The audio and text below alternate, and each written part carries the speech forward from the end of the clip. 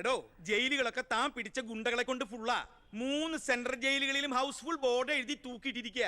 ആ ഗുണ്ടകൾക്കൊക്കെ ഉണ്ട കൊടുക്കാൻ തന്റെ അച്ഛൻ കട്ടുണ്ടാക്കിയ കാശ് കൊണ്ടുവരോ? പോലീസ് ഇപ്പൊ അങ്ങോട്ട് ഓടണു ഇങ്ങോട്ട് ഓടണു. ഈ മൂത്രം ഒഴിച്ചിട്ടല്ല ജീപ്പ് ഓടണത്, പെട്രോൾ ഒഴിച്ചിട്ടാ. കേരളം ഭരിക്കുന്ന CM ഇങ്ങനെ ഒരു കോമാളിയാ വരുന്നത്. അതേടാ, ഞാൻ കോമാളിയാ, സർക്കസിലെ കോമാളി. നീയല്ലേ ഇപ്പൊ എന്റെ റിംഗ് മാസ്റ്റർ. നീ ഇങ്ങോട്ട് ചാടാൻ പറഞ്ഞാ ഇങ്ങോട്ട് ചാടും, അങ്ങോട്ട് ചാടാൻ പറഞ്ഞാ അങ്ങോട്ട് ചാടും. ഒരു ദിവസം എല്ലാം കൂടി എന്റെ കയ്യിൽ നിന്ന് പോട്ടോ. നിന്റെ ഭരണപരിഷ്കാരങ്ങൾ ഇവിടെ നടപ്പാക്കണമെങ്കിലേ ഫണ്ട് വേണം, ഫണ്ട്. നിനക്കറിയോ, ഖജനാവിൽ ഇന്നാള് ഞാൻ കൈയിട്ട് നോക്കിയപ്പോഴേ കാലിയാ കാലി. MLA മാർക്കും മന്ത്രിമാർക്കും അടുത്ത മാസം ശമ്പളം കൊടുക്കണമെങ്കിലേ ADB-ന്നോ വേൾഡ് ബാങ്കിന്നോ ലോൺ എടുക്കണം. അതറിയോ? ഇതാണോ പ്രശ്നം?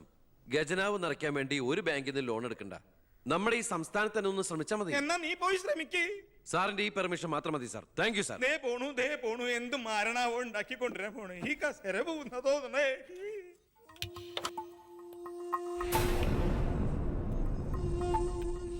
15 വർഷങ്ങൾക്ക് മുമ്പ് ഈ മന്ത്രി ദിവാകരന് ഇലക്ഷനിൽ മത്സരിക്കാൻ കെട്ടിവെക്കാനുള്ള പണം പോലും പാർട്ടിക്ക് സംഭാവന ചെയ്യുന്നു.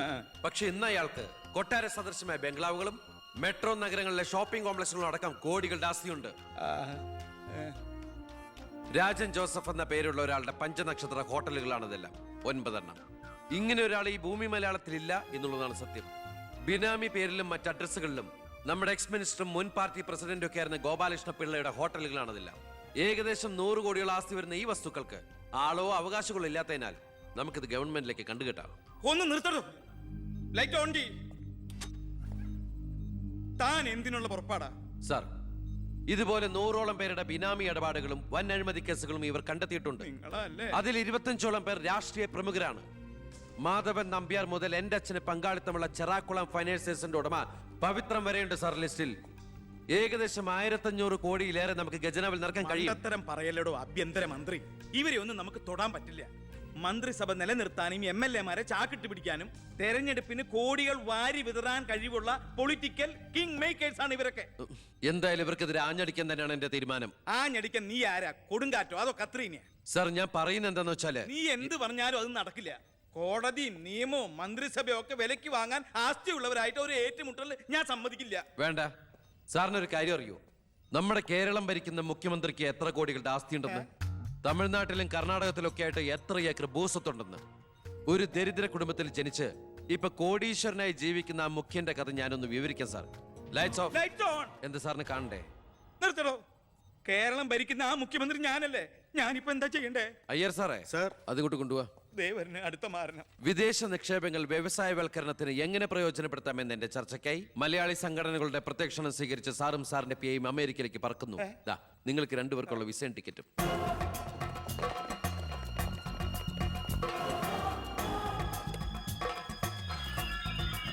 ദിവാകരൻ സാറിന് കൂടുതലായിട്ട് എന്തെങ്കിലും പറയാനുണ്ടോ? എല്ലാം നോട്ട് ചെയ്തോളൂ.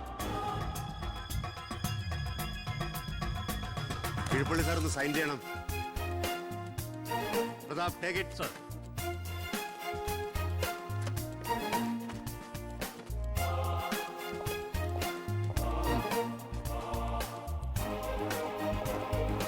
ഒരാളും പുറത്തു പോകരുത്.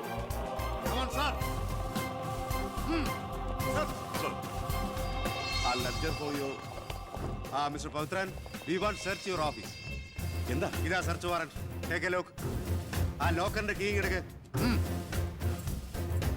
ലോക്കർ തുറക്ക്.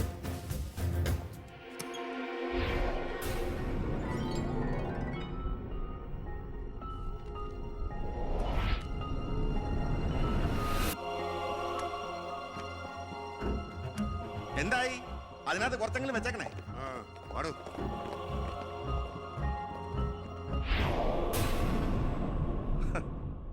ഞാൻ ഒരു കാര്യം പറഞ്ഞേക്കാം, എന്തൊക്കെയായാലും ആഭ്യന്തരമന്ത്രി രാജിവെക്കണം. 5 or 6 കോടി എഴുതിട്ടാണ് പ്രതിപക്ഷത്തുള്ള ഏതെങ്കിലും ഒരു ഘടകകക്ഷിയെ KDF-ൽ ചേർത്ത് എണ്ണം തയ്ക്കണം. എന്നിട്ട് അവനെ പുകച്ച് പുറത്ത് ചാടിച്ചോടിക്കണം. അതിന് കാശ് എവിടോ? മർമ്മം നോക്കിയല്ലേ അവൻ കുത്തിയിരിക്കുന്നത്.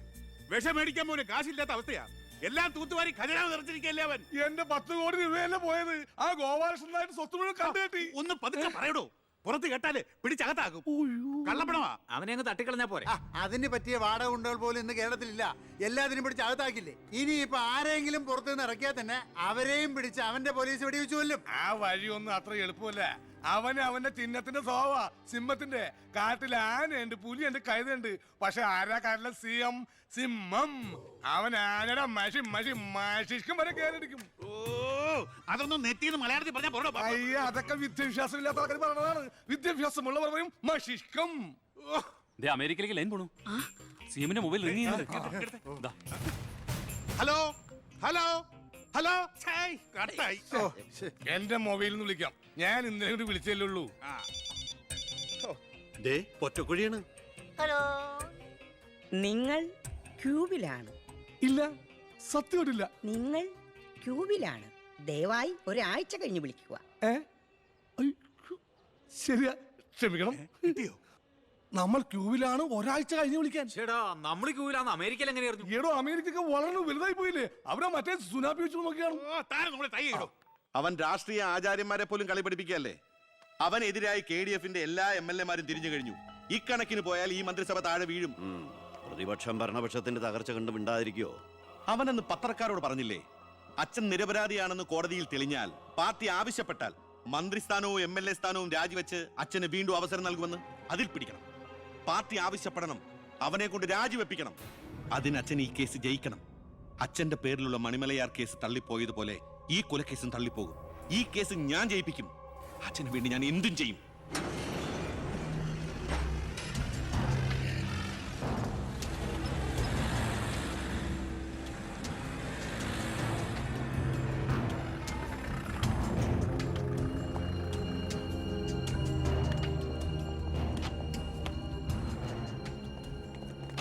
സാർ, ഇന്ന് രാവിലെയാണ് സംഭവം നടന്നത്. രാഷ്ട്രീയ വാക്കുതർക്കം മൂത്ത് സഹതടവുകാരൻ വെട്ടൂർ ശിവനെ കുത്തിക്കൊല്ലുകയായിരുന്നു സാർ. കൂർത്ത കമ്പി ഉപയോഗിച്ചാണ് പ്രതി കൃത്യം നടത്തിയത്. പ്രതിയെ കോടതിയിലേക്ക് കൊണ്ടുപോയിട്ടുണ്ട് സാർ.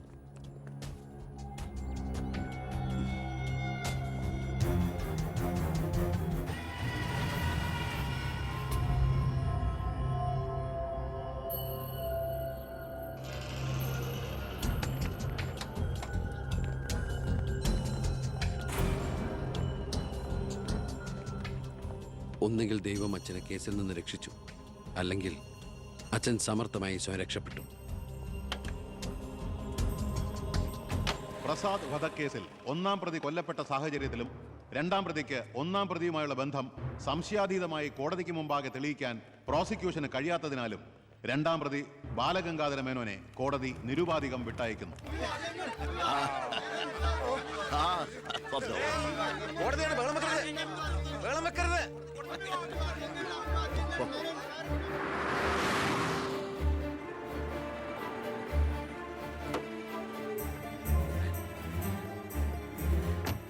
ലക്ഷ്മി, ലക്ഷ്മി, അറിഞ്ഞോ നീ? ഞാൻ കേസ് ജയിച്ചടി. ഞാൻ നിരപരാധിയാണെന്ന് കോടതിക്ക് ബോധ്യായി.